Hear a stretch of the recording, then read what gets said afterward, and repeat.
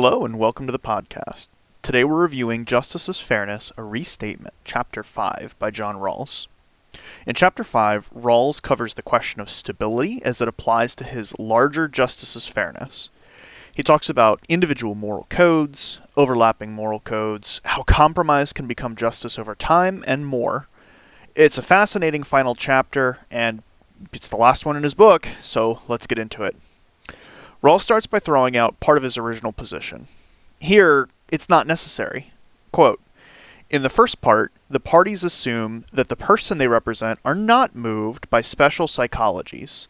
The parties ignore persons' inclinations to be envious or spiteful, or to have a will to dominate, or a tendency to be submissive, or to be peculiarly averse to uncertainty and risk. Unquote.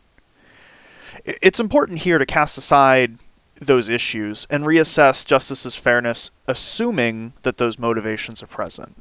After all, we are human. Rawls helps to build back to his original thesis by splitting apart political culture from pluralistic other cultures, arguing that Justice's fairness should be a freestanding view.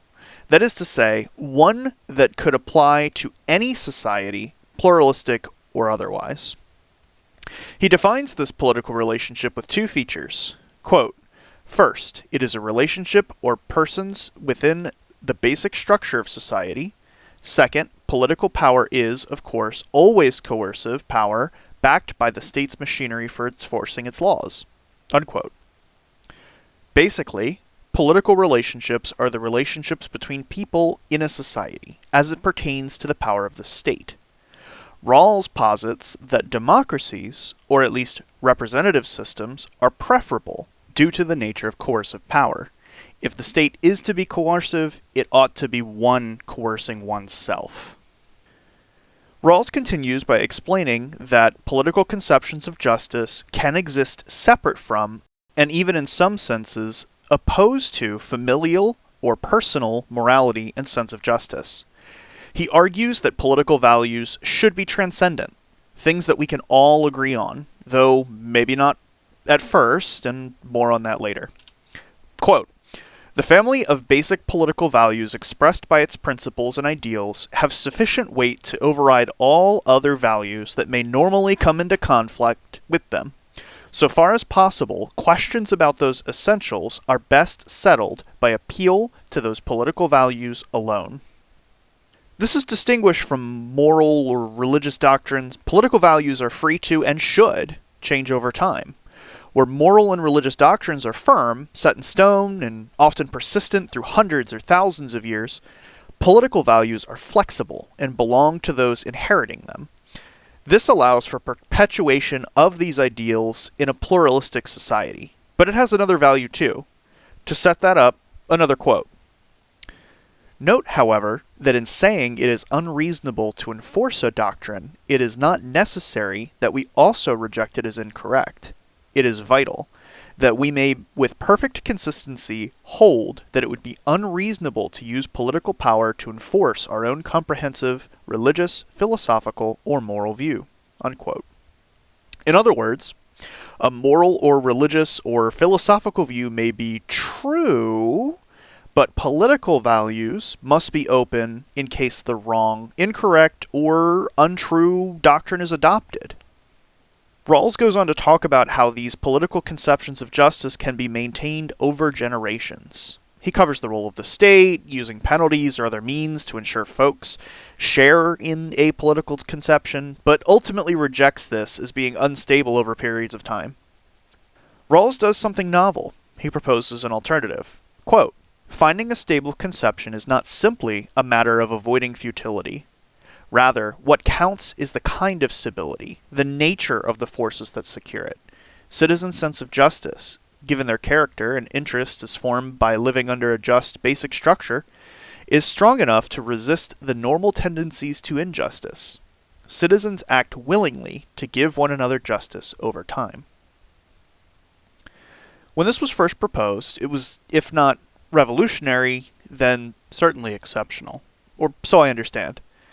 It's the thesis of the book that took it off the ground. the liberal society will self-reform over time, that citizens, once exposed to justice, will naturally want to expand it to more and more groups, and that having been exposed to justice, those groups will perpetuate the cycle further. Eventually, any society with a basically just starting point will become just as a result of this feature. Indeed, Rawls posits that a society could not be just unless this process occurred. If it did not generate its own support over time, in what sense could it be just? Here, Rawls starts to expand on the original 1971 book, highlighting that this process could go too far in one direction. Quote, "Thus say we now, a society is well ordered by justice's fairness as long as, second, unreasonable, comprehensive doctrines do not gain enough currency to compromise the essential justice of basic institutions." Unquote.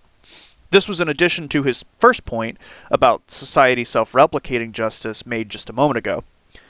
Much time is taken on this second notion, covering how a just society could collapse itself into injustice. Rawls hopes that keeping the conceptions that guide the society purely political can address this problem. Quote, "For a political conception to avoid being political in the wrong way, it must formulate a freestanding view of the very great values applying to the political relationship. It must also set out a public basis of justification for free institutions in a manner accessible to public reason. By contrast, a political conception is political in the wrong way when it is framed as a workable compromise between known and existing political interests, or when it looks to particular comprehensive doctrines presently existing in society and then tailors itself to win their allegiance." Unquote. This is expanded to cover how this happens. Eventually, over time, according to Rawls, people will start to take on this political conception, and rather than their personal moral or religious philosophy shaping it, the opposite will occur. Quote, "Let us ask, how far in practice does the allegiance to a political conception actually depend on its derivation from comprehensive view? In everyday life, we have not usually decided, or even thought much about, which of these cases hold." Unquote. Reciprocity is again the key here. If other people are willing to compromise, then all reasonable people will be willing to compromise. Rawls argues that political conceptions being publicly held are widely understood and considered, while moral or religious concerns are understood on an ad hoc basis. So, as a result, reasonable persons would be willing to compromise. Quote, "In general, reasonable persons are ready to propose certain principles as well as to comply with those principles even at the expense of their own interests as circumstances require when others are moved to do likewise." Unquote. Rawls goes on to explain how this is not utopian, it's not impractical, it's not unreasonable. He uses the example of two warring tribes or states who meet and make tenuous political peace. He argues that the most effective treaties are balanced, ensuring both sides get at least something. Quote, "In negotiating a treaty, each state would be wise and prudent to make sure that the treaty is drawn up in such a way that it is public knowledge that it is not advantageous for either state to violate it." Unquote. This is the most basic, self-perpetuating, and just compromise. The tribes stop warring, and it's in their best interest to do so, as violating the treaty means losing something and putting yourself at a disadvantage.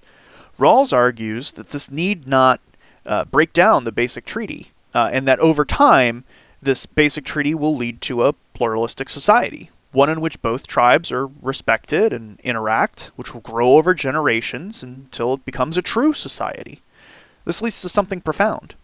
Quote, "The discovery of a new social possibility. The possibility of a reasonably harmonious and stable pluralist and democratic society may follow from this success of liberal institutions. Before the successful practice of toleration in societies with liberal institutions, there was no way of knowing of that possibility." Unquote. In other words, once people learn that peace and basic pluralism is possible, it becomes hard not to replicate and reproduce. Justice will want to expand, because once the fear of pluralism is wiped away, even at a small level, people will be more open to other and more obscure cultures, religions, and ways of seeing the world. Liberalism recreates and expands liberalism. Therefore, it meets the basic test of stability. It necessarily must perpetuate itself, adapt itself, lend itself to new generations inherently, and allow them freedom to change it and political society as well. Rawls ends by talking about why we would want this, in spite of cultural or religious differences. Why would this idea be preferable for us?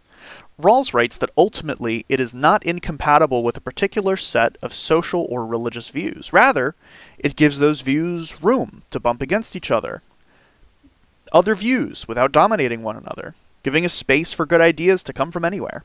Quote, "The priority of right does not mean that ideas of the good must be avoided. Rather, it means that the ideas used must be political ideas. They must be tailored to meet the restrictions imposed by the political conception of justice and fit into the space it allows. Moreover, this good can be highly significant, even when the conditions for realizing it are quite imperfect, and the sense of its loss can also be highly significant. A democratic people's pride in distinguishing themselves from non-democratic peoples makes this clear, as does their concern to distance themselves from periods of their history in which injustice may have prevailed." Unquote. Rawls wraps up by repeating the thesis of the chapter.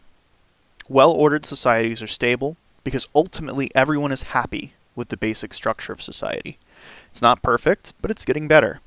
It's not governed by threat or coercion, and justice is perpetuating itself, even if slowly. This is the last chapter in the book, and Rawls has done a fine job of trying to define justice in the political sense by tying it to fairness. He introduced the veil of ignorance, the original position thought experiment, tests to put any societal structure to, as good as any good scientist should have tests, and a justification for why liberalism is ultimately necessary for a stable long-term society. It's certainly a lot to think about. I admit I was not prepared for this book to be done.